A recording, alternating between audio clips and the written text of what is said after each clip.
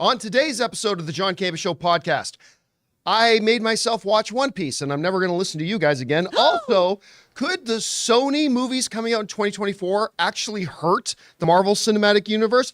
Beverly Hills Cop Axel F has a first new trailer out. Captain America, the fourth one coming out, that's been moved all the way to 2025. Well, they just hired a new writer with almost no experience to rewrite a bunch of the reshoots they're not going to be doing till mid-2024. And I talked to several Hollywood producers who are saying they believe Jonathan Majors, given the recent testimony in court, is definitely going to be recast as Kang. We're going to talk about that and a whole bunch more.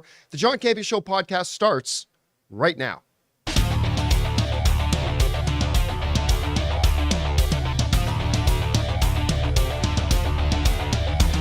Well, greetings and salutations, everybody. Welcome to the best damn movie-related show on the planet Earth, the John Campea Show podcast, coming to you from right here in our quaint little studio, brought to you in part by our good friends over at Mint Mobile. I am, of course, your host, John Campea, and it is an awesome honor and privilege, as it is every day, to have you, our international friends, gather around as we talk about our favorite things in the world, movies and movie news, TV and streaming, trying to find Wonka bars, and all sorts of good stuff. Joining me in studio today, he's been on the phone all day, some reason, trying to find Wonka bars. It's Ray Ora. I have. He really has. I'm not kidding. All day, all morning, precious. Every 30 seconds. Hello, do you guys sell Wonka bars? That's all I've heard all morning. Also sitting over here, Jonathan Voico. Just finished my Wonka bars. The delightful Chris Carr is here. Hey, guys. And most importantly, you guys are here. Thank you so much for making this show part of your day. And here's how today's show is going to go. We're going to start off by talking about those topics that I listed off. And then we're going to take your comments and questions. Now, we already asked our beloved YouTube channel members in the community tab to fire in any topics or observations they have. But also, if you guys are watching live and you'd like to send in a topic or question for us to address, go ahead and use the super chat feature in the live chat. And we'll get to those, as long as they're appropriate, at or near the end of the show. I'm going to give you guys a heads up. Some of you noticed I did not do a show yesterday. At the end of Tuesday's show, I told you guys I was kind of under the weather. I got knocked on my ass yesterday, like really bad. And you can still tell I'm not doing so great. So you're going to hear me, whooshing around some lozenges and drinking more than normally. And I'm going to try to power through today's show. And I will get to it. By the way, it's game day. Game day. Wonka. Yeah. I'm very excited. You know, there have been good reviews, but I talked to a friend of mine who saw it early, and I really, like, her opinion and mine tend to synchronize pretty well. She adored this movie, like absolutely loved it. So I'm super excited about that. But, you know, being knocked on my ass the last couple of days, I watched a lot of stuff. For example, I watched Leave the World Behind, the Julia Roberts, Mahershala Ali, Kevin Bacon, Handsome Hawk. Great cast. Kevin Bacon's in it? Yeah. Oh, wow. Small role, Okay. but he's in. It was all right. It was okay. Like it's another one of those movies where, you know, it reminds me a lot of the Nicolas Cage film I just saw, Dream Scenario, where they sell the movie about this incredible premise, but the premise has really nothing to do with the movie. It's all about the people living in that trying to make observations about human existence within the premise, but not really addressing the premise itself. I found Leave the World Behind was kind of a lot like that. Although it's good. It's good. I enjoyed it. It was good. So I watched that. I watched the Kevin Hart, Chris Rock, Only Headliners documentary. That was pretty good. That was all right. But since I had some time on my hands, sitting around wrapped in a blanket, and the fact that I've had so many of you guys tell me that I should watch One Piece, something that I had very little interest in. Oh, good, a stretchy little pirate boy going, I'm going to be king of the pirates. But you know what? I had time on my hands, and you guys in the past have steered me right. I wasn't interested in Harley Quinn. You made me watch it, and I loved it.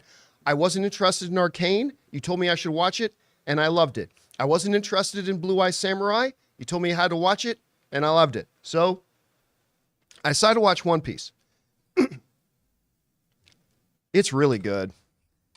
It's Okay. I was going to say, when you started to talk about this, I was like, in what world do you not like this show? it was pretty good. All right. It didn't win me over right off the start, right?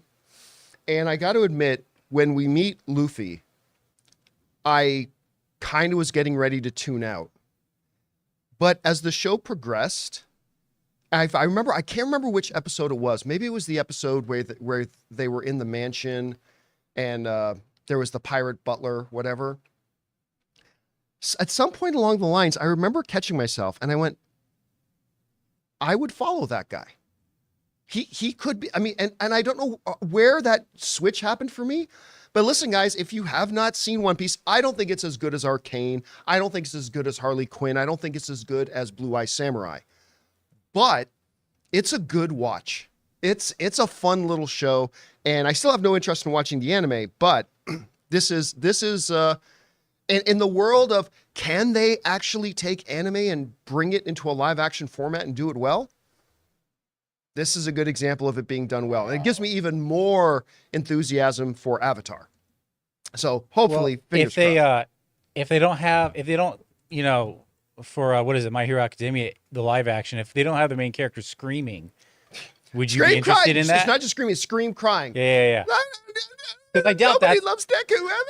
I doubt that's going to translate to live action. So you might luck out with that one too. Have you guys seen those trailers for Yu Yu Hakusho? No. Oh, it looks dope. Oh, wait a minute. Is that the guy who's like, he died and he's been brought back? And he's gotten to be like a paranormal I did see the trailer for that. Mm-hmm. And I'm not going to lie, the trailer looked pretty intriguing. I'm so excited. There's a panda, right? In Yu Yu Hakusho? Or is that the other one? No, I'm thinking about the other one. You're thinking of Kung Fu Panda. Very easy to get those confused. Anyway, all right, guys, let's get things started here, shall we? You know, we've talked a lot about that coming up in 2024. Marvel only has one movie coming out and 2 live action series. A far cry from the other year they had 8 pieces of content come out or something like that, something ridiculous. Well, there are others. Sony has got, as of right now, no less than 3 live action movies coming out based on Marvel characters. We've got Madam Web, we got Kraven the Hunter, and we've got Venom 3. Now, we don't really count those as Marvel movies, and nor should they be, but could they have an impact on the Marvel movies? And that is the topic of today's Mint Mobile Hotline question of the day. Listen, guys, if you got a question or topic for the show and you'd like to hear your voice on our show, go ahead and call the Mint Mobile Hotline anytime 24/7 at 951-268-4259. And today's is about the impact it could have on Marvel. Check it out. Hey guys, this is just your average Jose. So I started thinking about this MCU having only one movie coming out in 2024. And on Monday's show, you said not to count the Sony movies. But it got me thinking, the casual movie theater going audience doesn't know the difference between a Sony-produced Marvel movie and a Marvel Studios-produced Marvel movie. And if the upcoming Sony movies are bad, Madam Web and Kraven, would that hurt the MCU? Because, like I said, I know the difference, but most people don't. I'd love to know if that has any relevance to the show. Thanks, guys. All right, Jose, thanks a lot for calling that in. And the first thing I should say is I disagree with your starting premise that most people don't know the difference. Yeah, they do. There are some who don't. I don't think it's indisputable that there are some that don't. But, you know, my barometer for the average movie-going audience is my mom. My mom knows the difference between, you know, those. Again, I believe there are some who don't, but I think most people do. Sony would love it if most people didn't know the difference. But I think most people, the majority of people, do. That being said, it still raises an interesting question. Even if people do know that Madam Web is not connected to the Marvel Cinematic Universe, that Kraven the Hunter is not necessarily a part of the Marvel Cinematic Universe, if these movies are terrible, I mean, maybe they'll be great like Venom. Maybe they'll be terrible like Morbius. Don't know. But if they're terrible, could that, even if people do or don't know that they are or are not connected to the Marvel Cinematic Universe, could that hurt the Marvel films? I would go one step further than that. I believe that it's not about the studio. It's actually about the genre.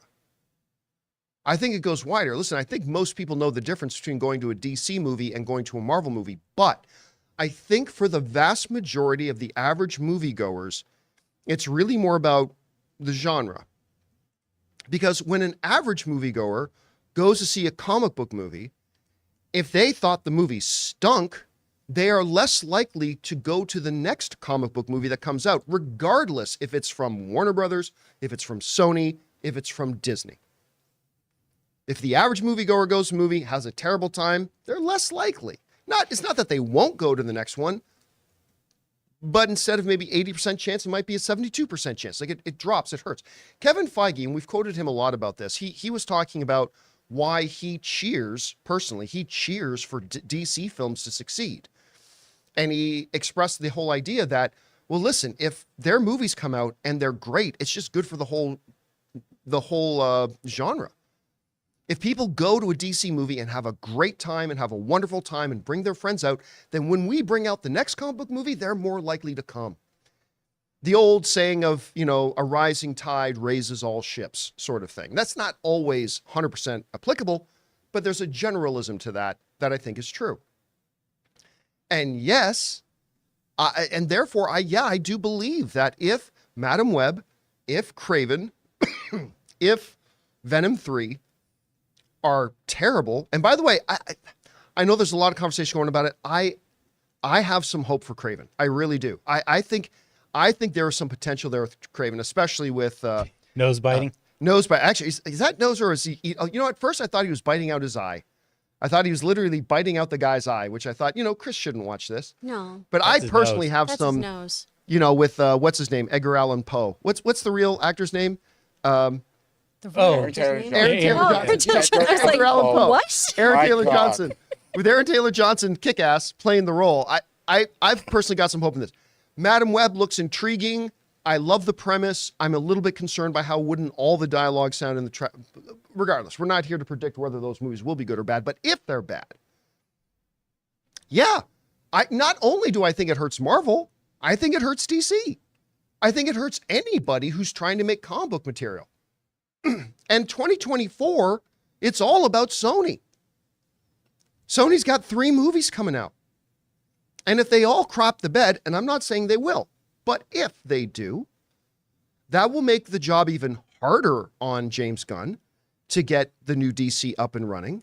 I'm not saying it stops him from being able to do it, but I'm saying it makes the job harder. It makes it harder for Kevin Feige to get the rehabilitation program going on Marvel's image right now. It'll make things more difficult. So, one, yeah, I think the audience knows the difference between Sony movies and Marvel movies, but I don't think that's relevant. I think it's about the genre, and I think if these movies are terrible, it can hurt Marvel and DC and anybody else trying to make comic book material. Anyway, Chris, it's going to be a really interesting year. I don't think we have any DC films coming out in 2024. We have only one Marvel Cinematic film coming out. Mm-hmm. Sony's ruling the roost. What happens if those movies are bad? Oh, if those movies are bad, John? Because I'm not excited about either of these. I'm going to be completely honest. What? Kraven, I think, has potential here, right? And I am going to go into this just open-minded and try to enjoy it for what it is. It does feel quite different from the source material, which is totally fine. It's great when comic movies can stray away from their stuff. It doesn't make or break it.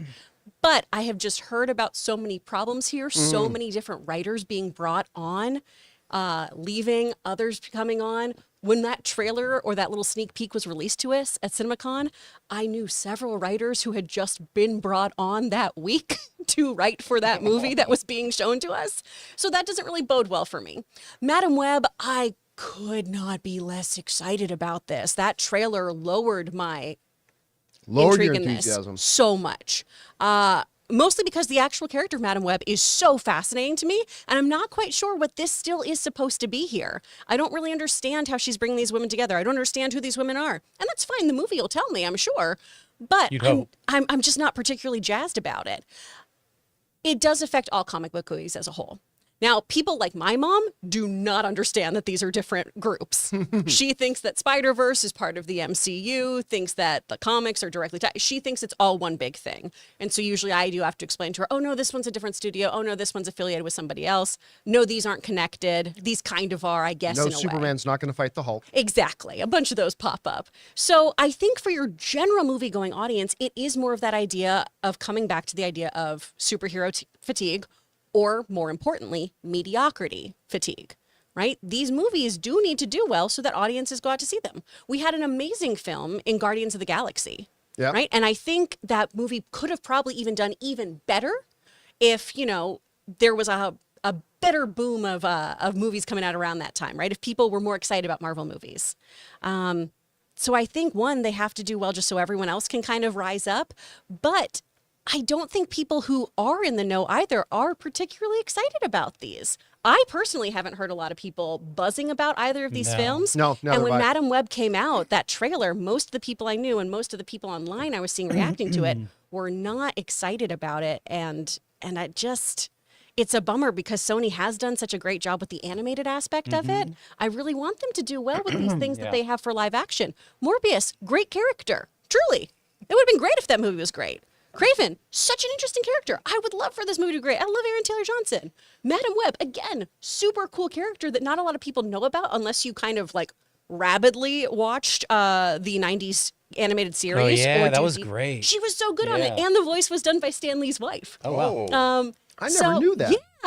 So really, really great stuff in their hands that they seem to just kind of keep fumbling. And that's a bummer for all of us. And it also means that a lot of these kind of B, C, other tier characters that most people don't know about, we're less likely to see in future movies. And that's the real shame here because comics have so many great, juicy characters that are just lower tiers that we usually don't hear about. Iron Man was a B-C lister, honestly, until the Marvel Cinematic Universe raised him up. And that's what we really love about these comic book movies is as comic book fans getting to see some of those B-side characters get up there and everyone else fall in love with them. Well, the problem is though that MCU has brought up too many B and C side characters, Yep. and then not connecting anything, and then being like, "We'll explain it later." Yeah, in now 10 it's just years. spaghetti at a wall. Yeah. So. Well, then there's the counterbalance to all that. Okay, so like, what if Kraven isn't good? What if Madam Web isn't good? Well, then you also got to see, can, say, a Venom 3 and Deadpool 3 balance that out? Like, if Deadpool 3 is, I have no doubt it's going to be awesome.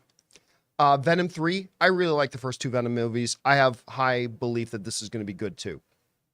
So can that balance it out? Can they, negate themselves maybe? Maybe, maybe not. We'll have to wait and see. But hopefully this is all just speculative and, that Madam Web is great. Hopefully Kraven is great. We'll have to wait and see. All right, guys. With that down, let's move on to this, shall we? I think anybody who's over the age of, 30, loved Beverly Hills Cop. Beverly Hills Cop, and not all of the films were wonderful, granted, but we loved Eddie Murphy as Axel Foley, man. We did. And they've got a new one coming out. They finally dropped the trailer for Beverly Hills Cop Axel F. First things first. At some point, Eddie Murphy went to a crossroads, dug a hole and buried a bone in it, and a crossroads demon appeared to him and made a deal with him that he will continue to look like he's in his late 30s for the rest of his life. Because Eddie Murphy does not look 62 years old in this trailer. By any stretch of the imagination, does Eddie Murphy look like that? That aside, I don't know if this movie's going to be any good. I really don't. But the best thing I can say about this trailer is it felt like Beverly Hills Cop in every single way. If it wasn't for the fact that Judge Reinhold and what's the name of his partner again? Oh, I can't remember the name of his partner. Yeah, I'd have to look it up. John Aston. If Judge Reinhold and John Aston weren't in this trailer and looking more their age, I would feel like this was a Beverly Hills Cop movie that came out 2 or 3 years after the last one. Like it so had that. Seeing Paul Reiser in there was really good. Kevin Bacon. Kevin Bacon's. I mean, everything's better with bacon. Yeah. Come on. Everything's better with bacon. Bronson Pinochet. I think it's Pinochet. Jogo's in there. He's in there. Gordon-Levitt. See? Joseph We Gordon-Levitt. got Jogo. JGL. Some call him JGL. No, I've that- heard. No. I like a He's Jogo. trying to make JGL work. It doesn't work. Stop trying to make JGL a thing. work. It's never going to be a thing. Right there on the screen. Jogo. But you know what? I'm going to listen. When they said they were doing another one, I wasn't terribly interested in it. I'm still not terribly interested in it. But the nostalgia feels out of that trailer hit all the right notes. And I think I am going to watch it now. Chris, you saw the trailer for it. What did you think? Honestly, when I heard this was announced, it was, I don't know if we need this right now. I I don't know if this is what I want. I love those movies. Let them stay where they are. This looks really fun. This looks really, really delightful and has a budget behind it and has great actors in it. Everyone popping up in this too, from the original franchise to new faces who we are all also familiar with because they're phenomenal actors. I'm really, really jazzed about this. And we were all talking before the show started too. Eddie Murphy, 62? Get out of here. 62 and loving it. Here. Oh my gosh. Crushing it. He's doing a lot of streaming movies lately, right? He is. He just Oh, had he's that making all Candy that Cane Lane little one renaissance out. in the Yeah. streaming. He had a bunch of things on Amazon. What's that Christmas movie he's got out right Candy now? Cane Lane. Candy Cane Lane. Yeah. Right, and like that a lot. It was cute. It was really cute. The way they mixed the track of Notorious Big in this trailer is wow. It sounded really good, actually. Yeah. Ray, I'm it's stoked. Notorious B.I.G. B.I.G. Did he? Anyway, Okay, guys, I can't say JGL, but you just said Notorious Big. I didn't say you No, said him. Notorious Big. It's when you're being more formal. You don't want to say. Yeah. All right, guys, let us know what you guys thought about the trailer. I thought it looked pretty neat. All right, listen, we still got a couple more things to talk about. Captain America doing reshoots not till midway through the year, and they brought on a new writer for that. And, of course, the Jonathan Majors situation has just gotten a lot more intriguing and sad, and basically hearing, I think it's very unlikely that he's going to continue to be Kang. We're going to discuss that and a few things more, but before we do, we're going to take a quick moment here and thank a couple of sponsors of today's episode of the John Campea Show podcast, our friends at BetterHelp and HelloFresh. Guys, we want to take a second to thank a sponsor of today's video, BetterHelp. You know, guys, it's Christmas time, and I don't know about your family, but mine always used to like giving a lot of gifts. And whether you like giving big, elaborate gifts or small, personal gifts, it's important not to forget to also give to yourself during this season, because the holidays are a great time to do that. So whether it's by starting therapy, going easier on yourself during the tough moments, or treating yourself to a day of complete rest, remember to give yourself some love this holiday season too. And you know, I think we need to talk about this more. You know, we always encourage each other when we're talking about improving our physical health, you know, going to the gym and working out. We talk about it with each other. We encourage each other. Well, I believe it's time we start doing that when it comes to our mental health. Make sure we're taking care of ourselves by looking at our mental health too. So if you're thinking of starting therapy, give BetterHelp a try. It's entirely online, designed to be convenient, flexible, and suited to your schedule. Just fill out a brief questionnaire and get matched with a licensed therapist and switch therapists anytime for no additional charge. So guys, in the season of giving, give yourself what you need with BetterHelp. Visit betterhelp.com/Campea today and get 10% off your first month. That's BetterHelp, HELP.com/Campea. Guys, we want to take a second to thank a sponsor of today's video, HelloFresh. With HelloFresh, you get farm-fresh, pre-portioned ingredients and seasonal recipes delivered right to your doorstep. Skip trips to the grocery store and count on HelloFresh to make home cooking easy, fun, and affordable, and that's why it's America's #1 meal kit. Say hello to a stressless holiday season with the help of HelloFresh. Skip the grocery store and save time with easy, tasty recipes delivered right to your door. Because 'tis the season for giving and gathering, and with HelloFresh, it can also be the season of saving. Actually, save money this month with fresh recipes delivered cheaper than takeout, and with pre-portioned ingredients, you'll never waste money on excess food again. You know, guys, I've often talked about that Ann and I are both working professionals, and it can be a struggle around dinner time to get healthy and delicious meals put together. But with HelloFresh, they make it easy, they make it fun, and they make it delicious. So guys, go to HelloFresh.com/CampeaFree and use the code CampeaFree for free breakfast for life. One breakfast item per box while subscription is active. That's free breakfast for life at HelloFresh.com/CampeaFree with the code CampeaFree. And thank you to our friends at BetterHelp and HelloFresh, and Jonathan telling stories about truck stop or bathroom stations while we're off the cameras. I will have my people. We're sponsoring today's episode of the John Campea Show podcast. That makes me second guess what happens at Buc-ee's. Oh no. Okay. All right, guys, with that down, let's get on to this, shall we? Captain America 4, which I believe was originally supposed to come out in like late 2023, then talk about being moved to 2024, and now we know it's not coming out until 2025. Apparently, according to Deadline, you can check this out, Captain America Brave New World hires scribe Matthew Orton for additional shooting planned. They're not even going to start doing the reshoots on this thing until like 6 months after it was originally supposed to come out in theaters. This is what they wrote. With plenty of time until its February 14th, 2025 theatrical release, Marvel Studios' Captain America Brave New World has hired Matthew Orton to pen additional scenes and material. Orton will work on material that will be shot in additional photography, which will take place in the spring/summer of 2024, we understand. Now, if some of you might be asking the question to yourselves right now, who is Matthew Orton? Well, you're probably not alone, because he's not what you would call a tremendously experienced writer. When I go over to his IMDb, he's got the grand total of 3 credits. He wrote, honestly, a nice little movie called Operation Finale with Ben Kingsley and Oscar Isaac, which I thought was, it wasn't great, but was pretty good. He did 1 episode of Moon Knight, and depending on what episode that was, I'm not really sure. And then he worked on this television series called Devil's Peak, which I don't believe is on any North American network. I could be wrong about that, but I couldn't find it anywhere when I looked around. But this is who they're bringing on to do some additional writing for it. Now, what I think is the more interesting aspect of this story, though, is I believe this is 100% a repercussion of Kevin Feige getting his authority back. I really do. Now, of course, because under the Bob Chapek era with his banker buddy making all the decisions for Marvel and taking away most of Kevin Feige's ability and power, the idea of how much stuff had to be made, where it had to go, how quickly it had to come out, and all that kind of stuff. I honestly think that, as we saw with Daredevil, that, now that Kevin Feige's got his power back, Kevin Feige has the power to say, you know what? I don't like the way this is going. Mm-hmm. Let's scrap what we're doing. Let's reevaluate, recenter, and remount. And put out a Daredevil series that is closer to the quality that people have come to expect from Marvel over the years and not in the last couple of years. And I honestly think that's kind of the same thing that's happening here with Captain America. I think this is a sign again that Kevin Feige's got his authority back, that he now has the authority to look at and say, I don't like the way this is shaped up. This isn't exactly what I wanted. And I no longer have Bob Chapek saying, who cares? Just get it out.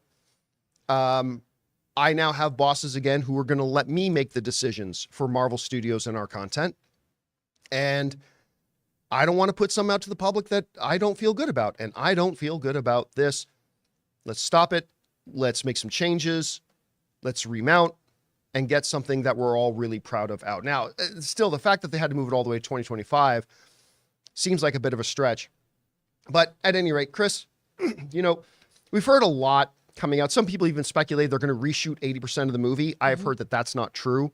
But still, clearly, Kevin Feige's not happy with it. They're going to make changes. I mean, they've worked with this Matthew Orton guy before. At first, I had to do a double check because my brain interpreted what I read as Randy Orton. Mm-hmm. And I thought Captain America's going to RKO people left, right, and center. He's just running around. But I mean, he wrote 1 episode of Moon Knight, I guess. Is this the right move for them right now? How do you feel about it? Well, he's done a few other things. We always need to keep in mind with writers too. What we see on their IMDb is what has been purchased and come to fruition. A lot of times too, writers' scripts get bought up and then they are never made. We've seen this with a lot of people. The writer of Bullet Train and Last Voyage of the Demeter, tons of scripts sold before those things came to fruition. So probably has written a few more things, but these are what we know. And just for everyone's edification too, Devil's Peak is on Mnet, which is a South African channel. Okay. It's a South African series. That all being said, I am trying to fill time so I can tread lightly on this topic because I have a source I don't want to reveal. A lot is going to be changed on this film, I think. I think a lot of things are happening here. What I'm excited about is that this shows they have faith in the project rather than completely scrapping it. Because if that were the case, we wouldn't be bringing in a writer, and we've seen this with other studios, they'd be going for the tax break rather than investing more time and money into this. So it does make me optimistic that we're not giving up on this film. I do just hope they figure out what they need and find their footing. Because I really want to see Anthony Mackie shine. I love Sam. I absolutely adore him. And I really want him to have his moment in the sun. So I'm hoping that these rewrites come out really, really well. At least what this gentleman has worked on too. We have the 1 episode with Moon Knight, but a lot of what he's done is a lot of kind of intrigue, high stakes thriller kind of stuff. So I'm hoping that's the right kind of thing we need to just inject into this movie. Because I think that's what was so successful in the other Captain America films, right? In Winter Soldier especially. right? Having that kind of 70s spy thriller feel worked so well in that. And I'm hoping they can kind of capture that lightning in a bottle again with this. And I hope these rewrites make it better than what it could be. I definitely am nervous about what's already been put together just because I know they're not happy.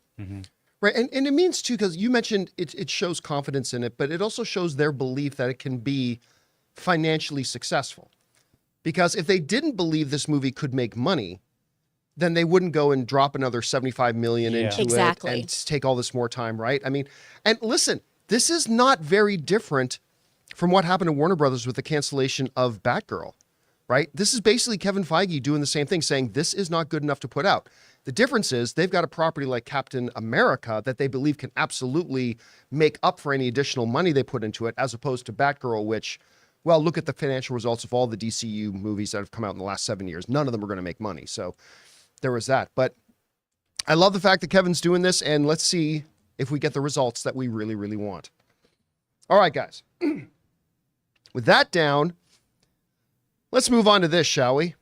Maybe one of the most significant movie stories out there for the last couple of months has been the story of Jonathan Majors. Not because we care one dip of urine about, the TMZ nonsense stuff, but we're literally talking about the biggest movie franchise in the world and the character that's supposed to be the linchpin of the entire phase of this cinematic universe, and Kang the Conqueror being played by Jonathan Majors. Now, of course, we all know he got charged with assault. The trial has started. They did have certain things kept under court seal. Those seals have been removed. And now there is a real likelihood, with what's now become public, pardon me, that Jonathan Majors is going to be replaced. And I talked to a couple of people in the last 24 hours that seem to believe that as well. Before we get to that, though, let's actually look at what was revealed in court. And now, again, I don't care about court cases, but this has direct implications on the biggest movie franchise in the world and the direction their whole storyline is going. So it becomes relevant for our discussion. But of course, in the court case, Jonathan Majors that was under seal and then released text messages between him and his former girlfriend, and then a voice message released from him, and none of it paints Jonathan Majors in a very good light. This I'm going to read this at length, but this comes to us from the folks over at Forbes who wrote this. Things have now reached a point where it should be impossible for Disney to continue working with Majors in the wake of what's continually coming out about his behavior. This Friday, in his domestic violence case, text messages previously inadmissible, but now read to the jury in the case, reveal that Majors appears to be advising his girlfriend, accuser Grace Jabari, not to go to the hospital after he gave her a head injury, even if she lied about what happened. Quote, "I fear you have no perspective of what could happen if you go to the hospital. They will ask you questions. And as I don't think you actually protect us, it could lead to an investigation. Even if you do lie, they suspect something." And then Jabari, who could not get through reading her full messages without crying, and a prosecutor had to take over. "I will tell the doctor," this is from the girlfriend, "I will tell the doctor I bumped my head if I go. I'm going to give it one more day, but I can't sleep and I need some stronger painkillers. That's all. Why would I tell them what really happened when it's clear I want to be with you?" He proceeds to tell her that he's a monster and threatens to kill himself, among other troubling texts. The audio recording sheds new light on the case and on the pair's relationship, as well as into Major's high opinion of himself. "I am a great man, Major says at one point in the clip. "I am doing great things, not just for me, but for my culture and the world. That is actually the position I'm in." And then I accidentally pasted a thing in there at the end that I shouldn't have, because we already read that part. I mean, he sounds like Kang. Everything sounds good. I mean, listen, on face value, and let me say up front, there could be other interpretations. I'm just saying, on face value, what appears to be happening here is that Jonathan Majors gave his girlfriend a head injury and then tried to talk her out of going to the hospital, even though she was in incredible pain to the point that she couldn't sleep and needed stronger pain meds. he tried to talk her out of going to the hospital because it might look bad on him. And then reminding her that he's very important. That in that last thing about saying, I'm doing great things, not just for me, but for my culture and the world. Basically, hey, if you go to the hospital, you could hurt the world. You could hurt the world if you let people know what happened. What is clear, at least to me, in my own interpretations of what I'm seeing, is that Jonathan Majors is a dick. Look, somebody who needs medical attention and you're trying to tell them, please don't go to the hospital. Don't seek the medical attention you need because I'm afraid it's going to look bad on me.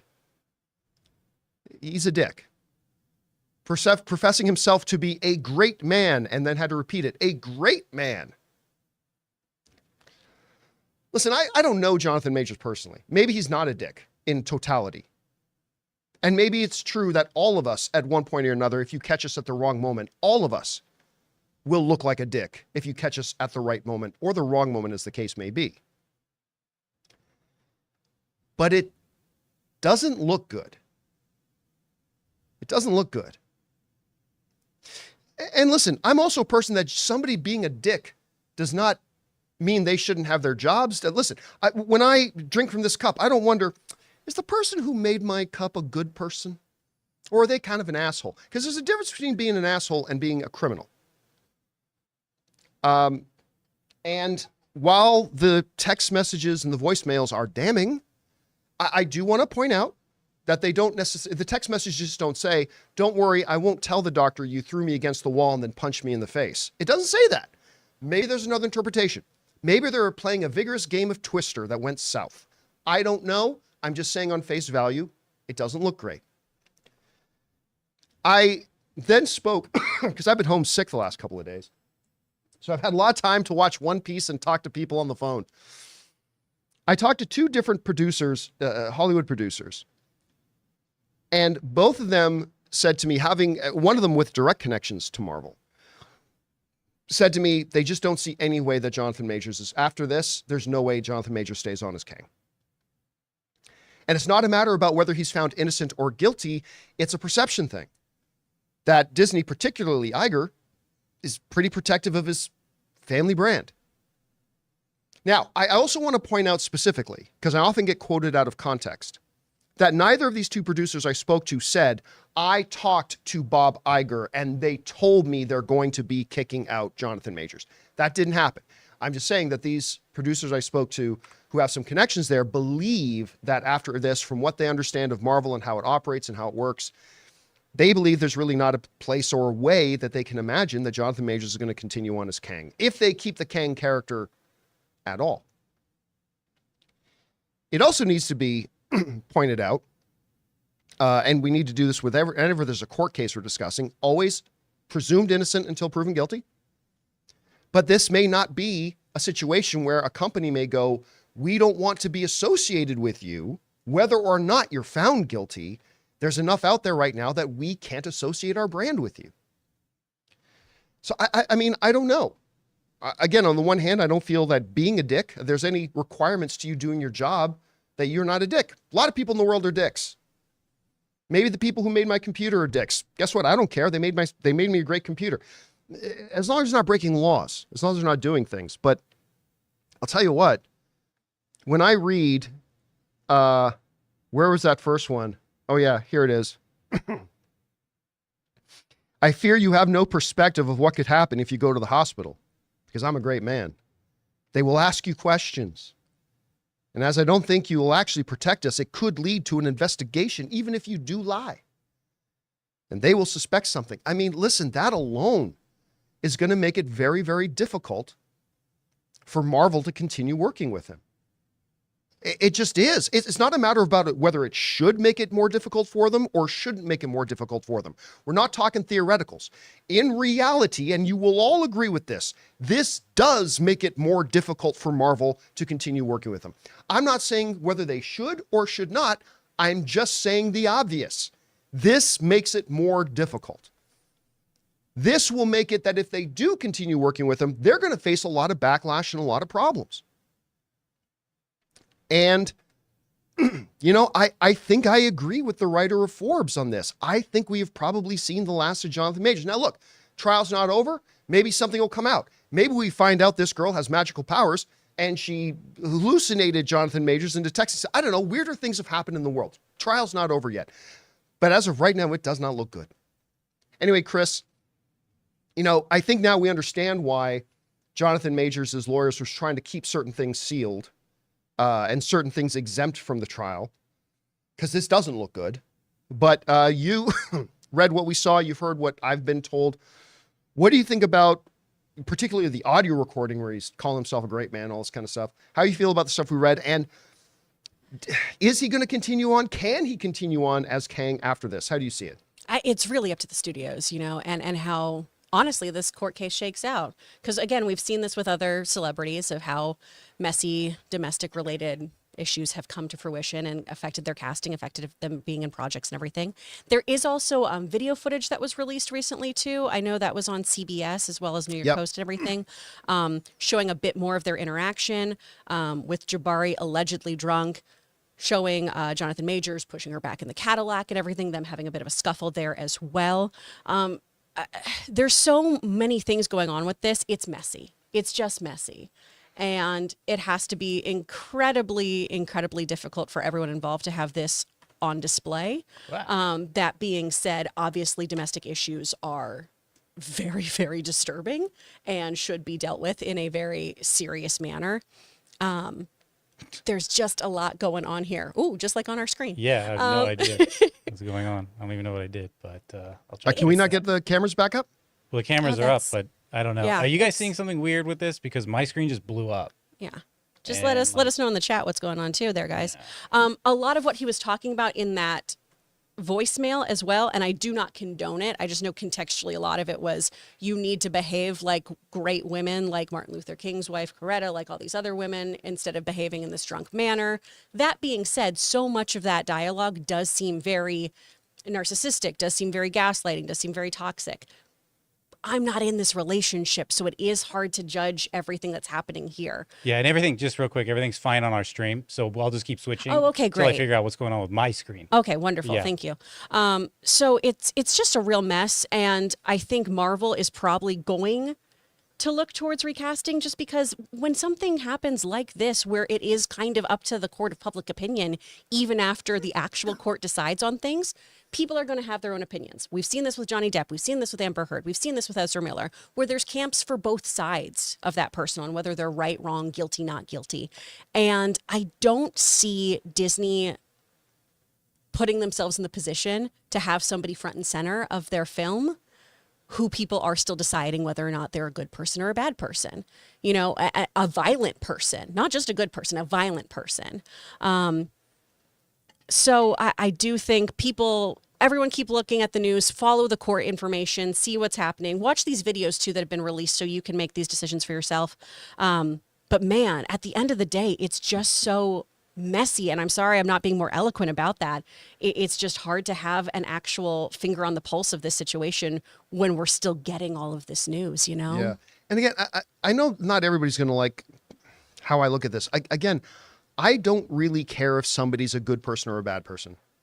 I mean, in my life, I do, but I don't care whether the person who made Spoiler Pig is a good person or a bad person. All I care about is, will Spoiler Pig make that delightful noise whenever I squeeze him? I don't care whether the person who made my laptop is a good person or a bad person. I don't care if the person who made my jacket is a good person or a bad person. That shouldn't determine maybe it should determine who will have relationships with them in their life. It shouldn't determine what jobs they have or what if they can do their job. It's different when that crosses a line into committing criminal acts. Yes. So for me, Jonathan Majors being a narcissist, I mean, I don't know, we're talking to your girlfriend and having to make her understand how great of a man you are. But being a narcissist and maybe a giant dick, to me, that doesn't change things for me about whether or not I can watch him as Kang. I have a Whether or harder not time he with that created, stuff. whether or Yeah. not he committed criminal acts like assault, that's different. That's a difference thing. And again, we don't know it's come down to about whether or not he is actually guilty of that. But again, this type of stuff puts Disney in a very, very precarious position. And it's going to be interesting to see how this all kind of turns out. All right, guys. With that down, we're now going to move on and start taking your live questions. But before we do, we're going to take a quick moment here and thank another sponsor of today's episode, our friends at Mint Mobile. Guys, we want to take a moment and thank a sponsor of today's video, Mint Mobile. Give yourself the gift of insane savings this holiday season with Mint Mobile's best wireless deal of the year. Right now, when you switch to Mint Mobile and buy any 3-month plan, you'll get another 3 months for free. That's 6 months of premium wireless service for the price of 3. And Mint Mobile lets you order and activate from home while saving tons on phone plans starting at just $15 a month. Seriously, I can't think of a better gift than turning an overpriced wireless bill into just $15 a month with Mint Mobile. I've told you guys many times, since switching to Mint Mobile, I am spending less than a third on my mobile service plan with Mint than I was on the previous big carrier who was my provider. By going online only and eliminating the traditional cost of retail, Mint Mobile passes the significant savings on to you. All plans come with unlimited talk and text plus high-speed data delivered on the nation's largest 5G network. Use your own phone with any Mint Mobile plan and switch easily and effortlessly with eSIM. So again, for a limited time, buy any 3-month Mint Mobile plan and get 3 more months free by going to mintmobile.com/Campea. Cut your wireless bill to $15 a month at Mint Mobile. Whatever these movies are, they're going to be bigger than just one of the actors in it. There's going to be, 50, 60, 70, 120 actors in the movie. There's going to be 1,000 crew members that work on it, writers and designers and directors and all that kind of stuff. It's and again, we're talking about somebody that hasn't been convicted of anything yet, right? Again, I don't know what Marvel does about this. I don't know what their recourse is from here. I don't know they don't have a clean out. They just don't have a clean out here. Jonathan Majors has made it very, very difficult for them. So we're going to have to see what happens. All right, guys, let's get over to your live questions here, shall we? What do we got? Right up here. Oh, there we go. Okay, from Raymond Verada. Just saw Beverly Hills Cop 4 trailer. I wish it was in theaters, but I know people's tastes are different today, and you can't bring family to this one. I mean, I don't know if you can bring family to this one or not. Is it going to be hard R? I mean, obviously, some of the other stuff in other Beverly Hills Cop movies, you could not bring the family to. Fun car ride home. A lot of discussions in the car. Lots of talks in the car. All right, what's next? From the Inedible Hulk. Sam is one of my favorite MCU characters, especially after Falcon and Winter Soldier. But with the new gear, seems like Captain America * sponsored by Wakanda. Well, I mean, he got his outfit from Wakandans, right? I guess, listen, with all the... I don't like the idea of other characters taking up the mantle of another one. To me, Captain America is Steve Rogers is Captain America is Steve Rogers is Captain America. That's it. I'm not real big on the idea of somebody else because, no, you're not Captain America. Steve Rogers is Captain America. And once he's gone, that's it. But I don't care if it's Bucky or Sam or whatever. But I got to say, Sam is one of the better characters in the MCU. In terms of moral compass and code, interesting, entertaining to watch, Sam's great. And even though I don't think anybody else should be Captain America, the transition they did in Falcon and the Winter Soldier, and I didn't love that show, but the transition was handled very, very well. And I'm going to be really intrigued to see how they kind of navigate that whenever this movie actually comes out. All right, what's next? From Isaiah Jones. Will you guys have a Christmas show special this year? Thanks, and as always, bring on the filthy. Like a show on Christmas Day? Hell no. No, no, I'm not working on Christmas Day. Nah. No, there will not be a Christmas Day special. All right, what's next? It's my favorite holiday of the year, y'all. Is Melvin Vargas. Just for loving One Piece. Aw. Oh, well, so what if I didn't like it? Then The whatever. negative exactly money. what Wait a minute. But though. I did enjoy. I gotta admit, I did enjoy One Piece. But does I was that make 100% you- against it, but I have to call it like I saw it. I had a good time watching it. Well, I does did. this make you a paid shill now, though? Because he just paid you $2 for liking That's right. I it. got paid for giving a shit. positive opinion. I don't Oh, care. dang. All right, what's next? From Marie. I know you haven't seen Wonka yet, but so far, which Timothée Chalamet movie have you enjoyed the most? Dune. Yeah, Dune is a masterpiece in my opinion. An absolute stunning masterpiece. Now, I don't necessarily think that was his best performance. I think still his best performance wasn't even Call Me By Your Name, which I think he was nominated for that. but was the one he did with Steve Carell, where he's the drug-addicted Steve Carell's Beautiful Boy. Beautiful Boy. Oh, that movie's phenomenal. His performance in that. Like, that was the movie to me. Like, I liked him a lot in Call Me By Your Name.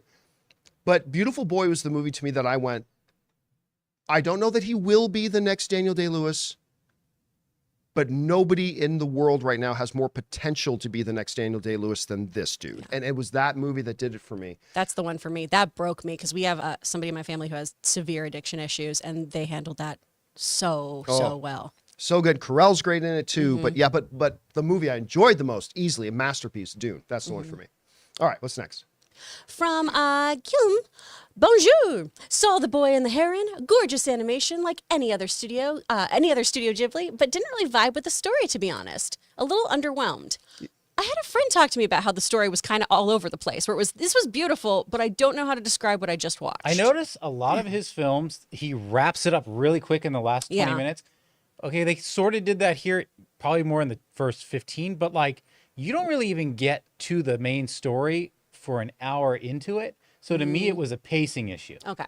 Yeah. You know, it's funny because I haven't had a chance to see the film yet myself, but the first wave of responses that came out about were unbelievable. But lately I've been hearing more and more people saying, it has some significant issues. Again, I'm not saying that for myself. I haven't seen it myself, but I'll let you know what I think once I do. All right. Thanks for giving us your input. What's next? From Halo. As someone who used to think Deku was a crybaby, he is now my favorite superhero of all time. The My Hero comic is ending, and it's amazing. That's great. But if you shit the bed for an entire first season, you lost any right to have me continue on. Like, I really hate in television shows and movie that you just got to get through the first blah, blah, blah before it starts to get good. Nah. You're supposed to be good once when you start.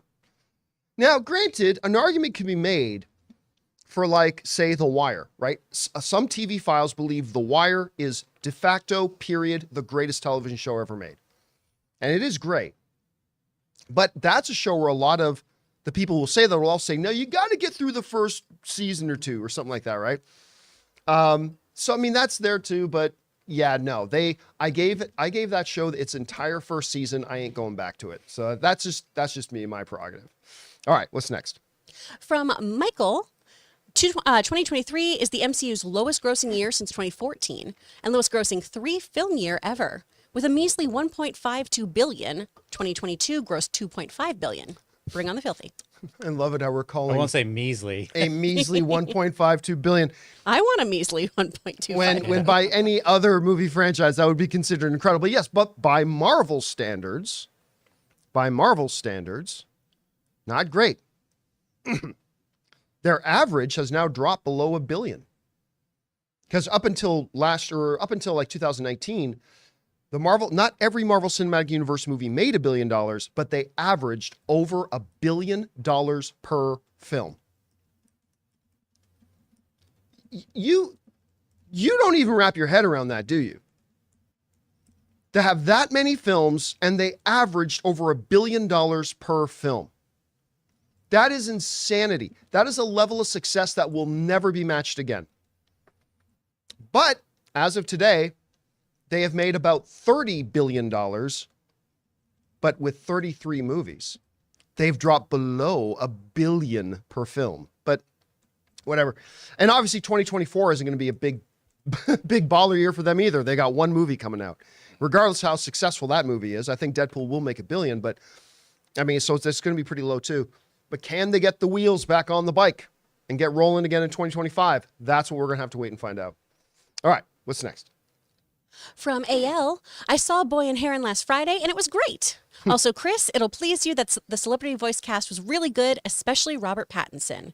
I heard everyone was really amazing, but that Christian Bale struggles a little bit with his dialect. He goes from like a Boston, New York thing, and every once in a while he slips in it's British. Yeah. And then it's like this weird Boston, New York thing that doesn't actually exist. Yeah. Yeah, but Really Keanu Reeves in there? Dave Bautista is in it. He voices a character. And, I didn't know he was in it. Mark Hamill was it? Yeah. That's I heard good. Robert Pattinson kills it. Yeah. Okay, that's good. You don't even know it's him. I'm so excited to see it. All right, what's next?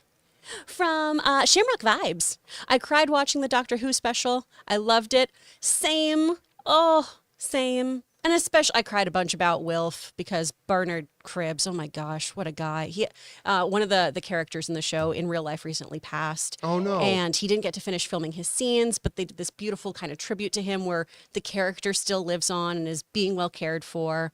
If you haven't watched it and you're a big Doctor Who fan, I highly recommend it. It's so well done. It's so lovely. And sure, it can feel a little fan servicey, but in all the best ways. It's just a really beautiful story.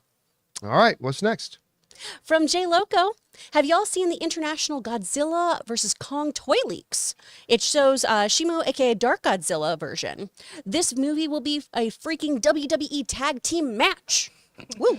Ray can hope. That's what Ray's wanting to see in a giant Godzilla movie. No, I haven't seen the toy leaks myself personally yet. I think we're gonna probably see a lot of various monsters, a lot of monster on monster violence. It's going to take something to get me over that running Godzilla, though. It's going to give me like...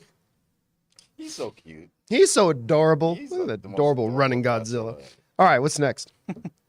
From Christopher Brinkner, I'm fine with Marvel delaying Cap 5 and Thunderbolts 9 months as it gives them time to make the movies good and fix any writing issues the film has. Okay, but you can say that about any movie, right? Who said it had writing issues?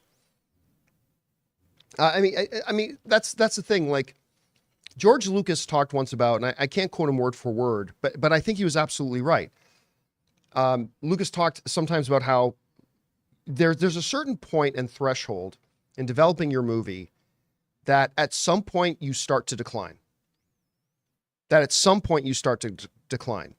Like, you work on a film, you should be able to work on a film till it gets to a certain point, and then you need to stop.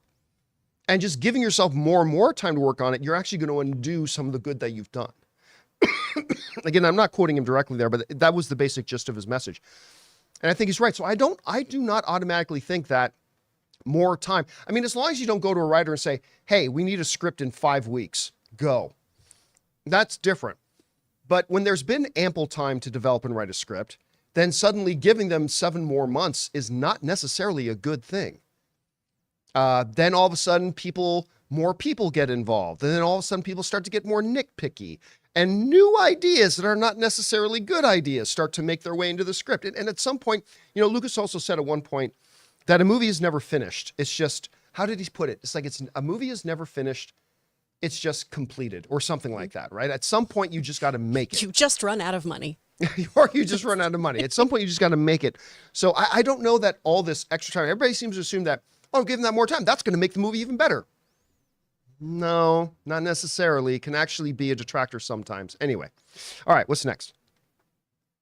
From Raymond, saw trailers for If and Miller's Girl. If placed Ryan Reynolds' strengths, the lovable man-child. Martin Freeman is the right height for Jenna Ortega. I just didn't have time for us to talk about it today. That trailer, though. They showed us a really good preview for If when we were at CinemaCon. Mm-hmm. And I was kind of taken with the idea. Of course, I believe it's directed by John Krasinski. Yes, it is. And so he's got Steve Carell in there doing the voice of the big purple monster. And the trailer, normally when a trailer comes out for a movie that they previewed for us like half a year ago, it's usually a lot of the same footage. This was all new. Yep. Which means we still saw a lot of stuff that other people haven't seen yet. But this was all new stuff. And I got to admit, just the fact that it's John Krasinski directing, Ryan Reynolds starring, Steve Carell in there kind of reunioning with John Krasinski. Reuniting. You got me interested already. Mm-hmm. But I thought this was a charming little trailer. Oh, absolutely. You liked it? I liked it a lot. And then that Miller's Girl trailer. I didn't see that. Which one was that? Oh, so Jenna Ortega is one of Martin Freeman's writing students. She's a freshman in college, and she writes a short story, it appears, that sounds like they've had some sort of physical relationship. Mm. And from the trailer, you don't really know if they have or haven't. Or if she just or if she's just creating this, and he's telling her, like, you're not allowed to do this. I will fail you if you do this. But it's this very kind of cat and mouse power dynamic in there that is very, very disturbing to see, because it's, oh, there's Wednesday smoking a cigarette. Oh, Wednesday, why are you trying to say that about your teacher? But it should be really interesting. There's another one they showed us at CinemaCon with Jenna Ortega about the boat, the fishing boat. Remember that one? I don't. That these brothers are operating a fishing boat, and something goes wrong, they need money to keep the family business alive, and Jenna Ortega gets them to run drugs or something like that. I can't remember the name of it, but that looks pretty interesting I too. don't remember that at all. Oh, Oh, people want to go see the movies, watch Jenna Ortega be naughty. I know. All right, what's next? From Robert, you should definitely give Yu Yu Hakusho anime a shot. My favorite anime growing up and rewatch with my wife, and it still holds up. Amazing fights and great overall writing. Still has the best intro song. It's a good show. Listen, anime just isn't for me for the most part, right? There are some classics that I've watched and I've really enjoyed, whether it's Space Battleship Yamato, or whether it's Akira, or whether it's Ghost in the Shell, or stuff like that. Obviously some Studio Ghibli stuff, but I kind of put that in a separate category. It just, for the most part, it's not really for me, which is part of the reason why I was so surprised that I liked that One Piece live action thing. I don't know how true that was to the anime. I don't know how close it was, but it was really good. I really enjoyed it. It's pretty spot on. They took a few liberties here and there, but for the most part, it's a solid adaptation. I so Power did a power eye roll the first time he goes, gum, gum, blah, blah, blah. Like he yells out his I'm like, oh God, that's so pathetic. But by the end of the season, I got excited when he was like, gum, You yell gum, along with axe him. kick We're or like, hell something. yeah, let's wreck shop, buddy. Let's go. Yeah, and the kid who plays